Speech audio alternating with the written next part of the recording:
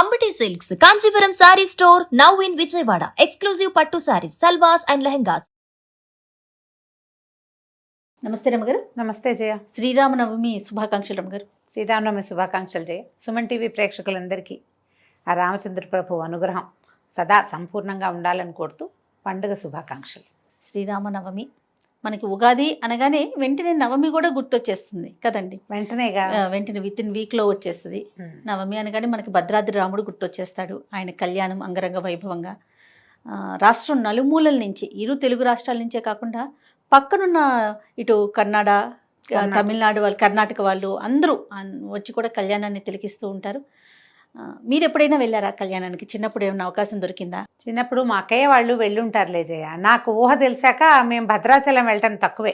నేను పుట్టకముందు మా తాతగారు ఎన్ని సంవత్సరాలు భద్రాచలంలో ఉన్నారు. మా అక్కయ్యలందరూ భద్రాచలంలో ఉన్నవాళ్లే. నేనే కొంచెం తక్కువ.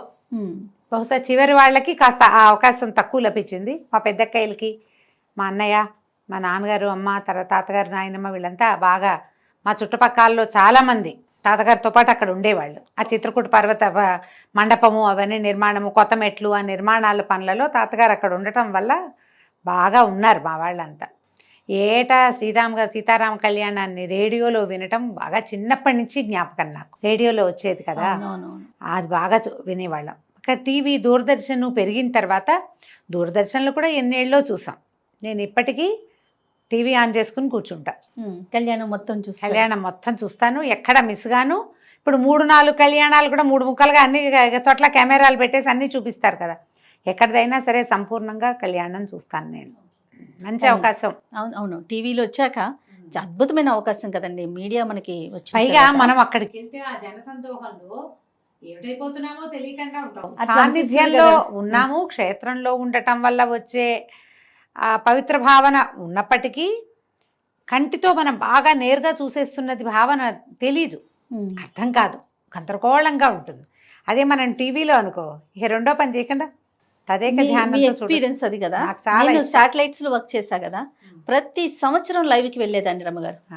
అక్కడ ఉండి చేస్తుంటే అంటే మేము కొంచెం జనంలో కాకుండా ప్రత్యేకంగా మీడియా వాళ్ళకి ఒక సపరేట్ ప్లేస్ ఉంటుంది కదా, దగ్గర నుంచి కళ్ళతో చూస్తూ ఉంటే అబ్బా అసలు ఆ అనుభూతి మాటల్లో చెప్పలేను. దాదాపు ఒక 7-8 సంవత్సరాలు వెళ్ళాను నేను.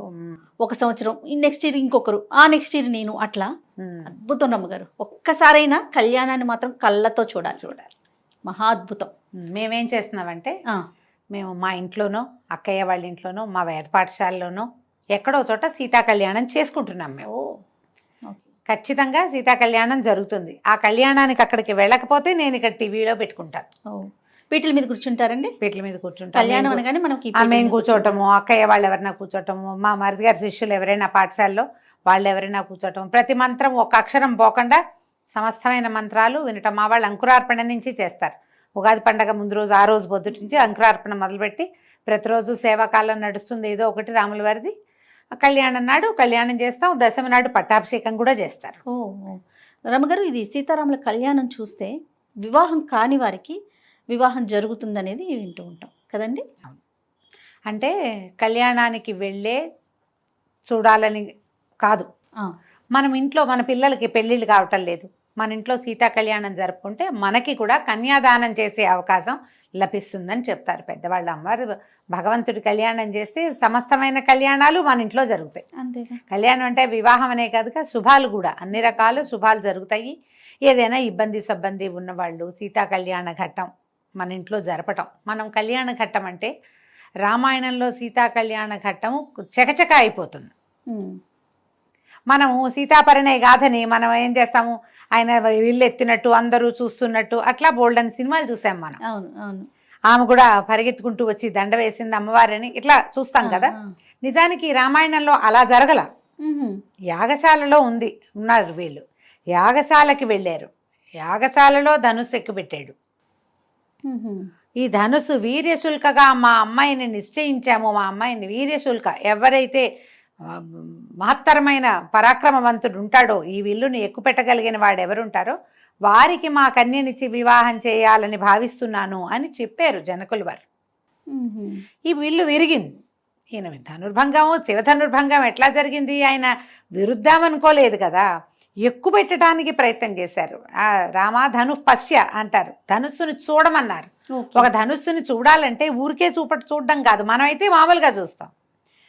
ఈ కోదండ విద్య వచ్చిన వాడు ఏం చేస్తాడు, ఏమిటి దాని పాటి, దాని శక్తి ఏమిటి, దాని సత్తా ఏమిటి, ఎక్కడ దాని తాలూకు పవర్ ఉంది అనేది, తర్వాత ఎంత ధనుస్సు సారించగలుగుతామో అనేది చూడాలనుకుంటారు.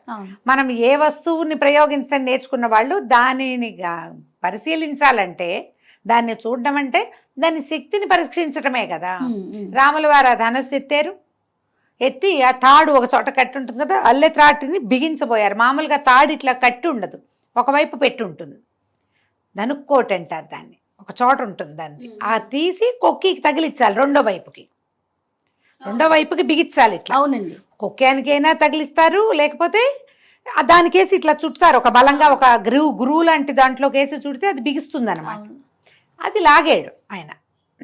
లాగితే ఈ లాగిన సత్తా భగవంతుని చేతిని అది ఓర్చుకోలేకపోయింది, ధనస్సు విరిగింది. ఎక్కువ పెట్టిన వాడికి ఇస్తానంటే వీళ్ళు విరవగా, అంటే ఎక్కువ పెట్టేవాడే భూమి మీద లేడు ఎవరు అక్కడ. అలాంటిది దాన్ని ఎడం చేత్తో పట్టుకుని కుడి చేత్తో విరవగలిగిన వాడు మహానుభావుడు కదా. అంతేగా. ఈ పిల్లని ఇస్తామన్నారు. అప్పుడు ఈయన ఏం చెప్పారు రాముల వారు, మా తండ్రి అనుమతి కావాలి వివాహం చేసుకోవటానికి.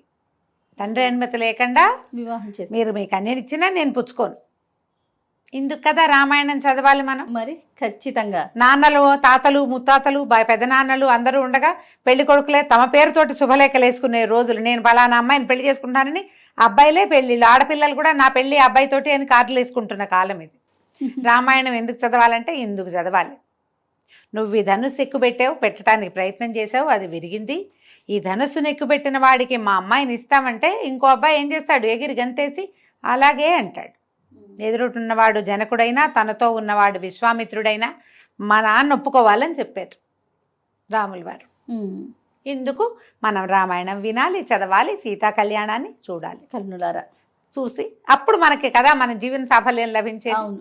అప్పుడు దశరథుల వారికి కబురు చేస్తే ఇలాగ వివాహం చేయదలుచుకున్నాం, ఇలా జరిగింది, ఈ ఉత్తరాలు రాశారు. వెంటనే వాళ్ళు కుటుంబంతో సహా వచ్చి వివాహం చేసుకుని అప్పుడు తర్వాత ఇద్దరమ్మ అబ్బాయిలకి కూడా, ఈయనకి లక్ష్మణ స్వామికి ఇంకొక తమ్ముడు కూతుర్ని ఇస్తామని, భరత శత్రుఘ్నులకి ఇంకో ఇద్దరు కుమార్తెలున్నారు, తమ్ముడు శృతధన్వుడు ఆయన కుమార్తెల్ని ఇవ్వడానికి ఇది 4 వివాహాలు ఒక వేదిక మీద చేసి 4 పిల్లల్ని వెంబడి పెట్టుకుని తీసుకెళ్లారు. ఇలా జరిగింది కళ్యాణం. అయితే ఇలా జరిగింది.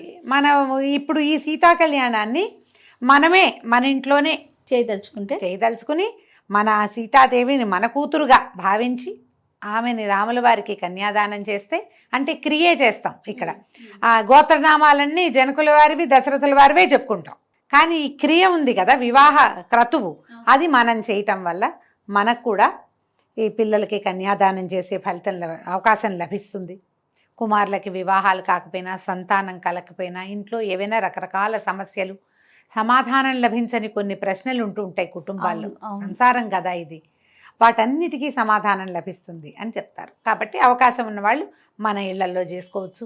ఎక్కడైనా శ్రీరామనవమి పందిళ్ళల్లో కళ్యాణం జరుగుతుంటే అందులో మంది కూడా ₹1 ఖర్చు పెట్టి ఆ సమయానికి వెళ్ళి దగ్గర కూర్చుని సీతామహాసాధ్వి ఎట్లా రాముల వారిది అయిపోయిందో కంటితోటి చూస్తే మంచిది. ఆ మంత్రం చెవిన పడితే మనకు కూడా శుభం జరుగుతుంది. ఇంట్లో పూజా విధానం ఏ విధంగా చేసుకోవాలి రమ్మగారు? కళ్యాణం చేయలేకపోతాము, నవమి రోజు మనం ఇంట్లో పూజ, రాముల వారి పటం, ఇది మామూలుగా మనకి పట్టాభిషేక ఘట్టం ఉన్న పటాలు కనపడతాయి. సీతారామ లక్ష్మణ శత్రుఘ్నులు 4, తర్వాత ఏమో కొన్ని పటాల్లో వినాయకుడు పరమేశ్వరుడు ఉన్నట్టుగా కూడా కనిపిస్తారు. అదే బ్రహ్మ శివుడు ఇద్దరు ఉన్నట్టు, వినాయకుడు ఉన్నట్టు, తర్వాత ఆంజనేయ స్వామి పాదాలు చెందుతున్నట్టు, సుగ్రీవుడు ఉన్నట్టు, విభీషణుడు ఉన్నట్టు కనపడతాయి. అట్లాంటిది పూర్తి ఘట్టం ఉన్నా మంచిది. లేదా సీతారామ లక్ష్మణులే ఉన్న పటమైనా సరే, ఏదో ఒక రాముల వారి పటం, భద్రాచల పటం కూడా దొరుకుతుంది కదా మనకి.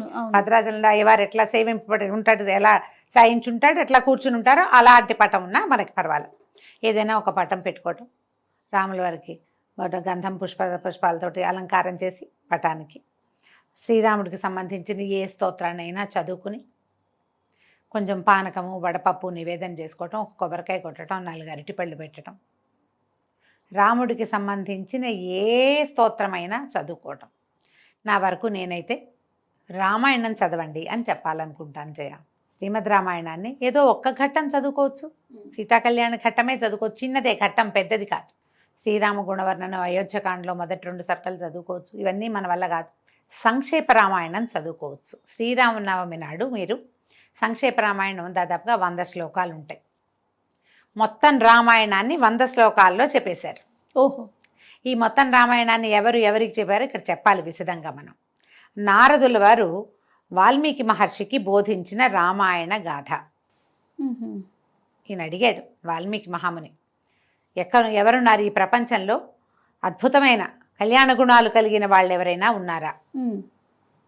వీర్యవంతుడు, గుణవంతుడు, బుద్ధిమంతుడు, వాగ్మి, బాగా మాట్లాడగలిగేవాడు, పరాక్రమవంతుడు, ధర్మాన్ని పట్టుకున్న వాడు ఎవరైనా ఉన్నాడా అని అడిగితే, నా లేకే నాయన ఇప్పుడే ఉన్నాడు, భూమిని పరిపాలిస్తున్న ప్రభువే, నువ్వు చెప్పిన ఈ కళ్యాణ గుణాలన్నీ కలిగినవాడు అని చెప్పి రాముని యొక్క గాథని నారదుడు ఈయనకి వాల్మీకి ఉపదేశించారు. సంక్షేప రామాయణంలో చకచక రామాయణం కదిలి వెళ్ళిపోతుంది. ఈయనకి దశరథుడు, ఆయనకి 4 కుమారులు కలిగారు. తర్వాత వీళ్ళు ఆయన కుమారుడికి ఇది చేయాలనుకున్నాడు, సీతతో వివాహం జరిగింది. తర్వాత ఏమో ఆయన పట్టాభిషేకం చేయదలుచుకున్నారు. ఆయన భార్య ఏమో ఆవిడ పూర్వం ఇదివరకు వరాలు పొందింది, ఆ పొందిన వరాలు అడిగింది, రాముడిని వనవాసానికి పంపించమంది, భరతుడికి పట్టాభిషేకం చేయమంది. ఆయన రాముడు వనవాసానికి బయలుదేరాడు, దశరథుడు గతించాడు.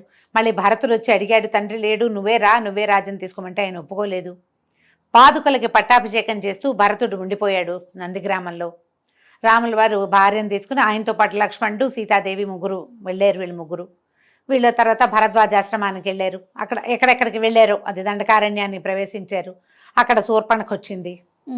శూర్పణఖ వల్ల ఖరదూషణులను సంహరించాడు. తన జ్ఞాతులందరూ మరణించారని తెలిసి రావణాసురుడు వచ్చాడు.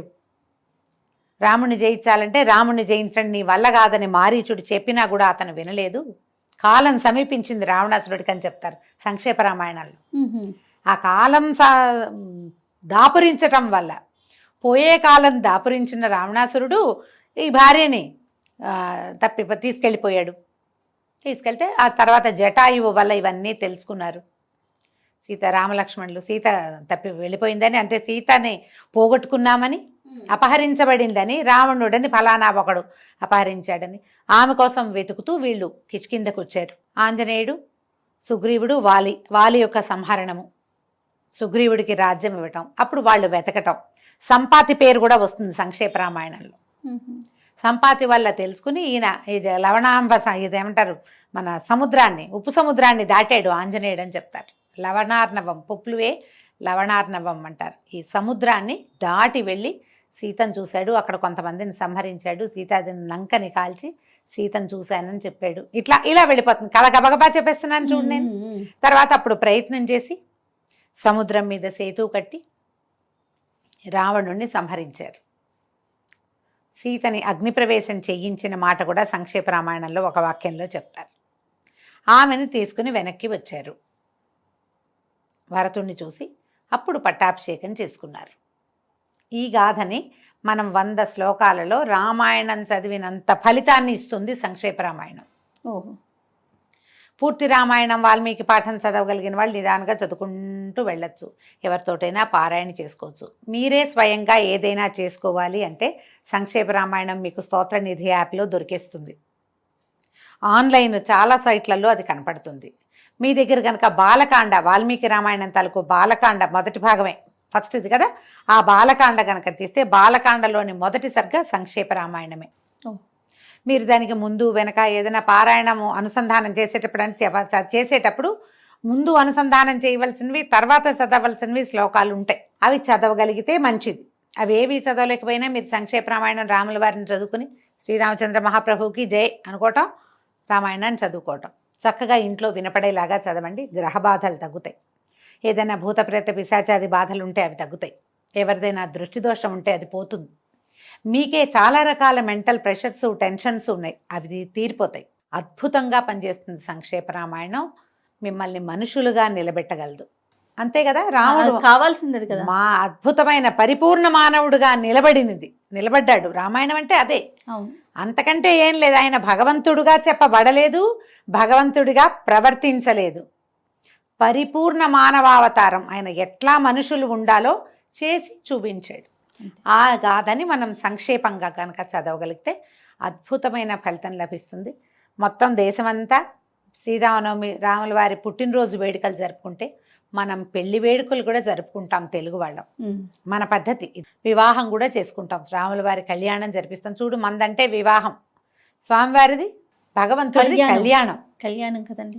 ఈ భగవంతుడి కళ్యాణం ఎక్కడ జరిగినా వెళ్ళండి, నమస్కారం చేసుకోండి. కళ్యాణాక్షతలు వస్తే నెత్తి మీద వేసుకోండి, శిరస్సు మీద ధరించడం, తర్వాత కాస్త ఒక పొట్లం కట్టి ఇంట్లో అట్టపెట్టుకోవటం. అట్లా ఏదైనా మనం శ్రద్ధతో భక్తితోటి చేసుకుంటే శ్రీరామనవమి చక్కగా సుసంపన్నం అవుతుంది. మేము ఈ అవకాశాన్ని బట్టి ఏదైనా చదువుకోండి. వినడానికి అవకాశం ఉన్న సంక్షేప రామాయణం వీడియోలు కూడా అక్కడక్కడ కనపడుతున్నాయి, ఆన్లైన్లో మనకు కనిపిస్తున్నాయి, ఇంటర్నెట్లో. అలాంటిదైనా ట్రై చేయండి. తప్పకుండా రమగారు. నమస్తే. నమస్తే.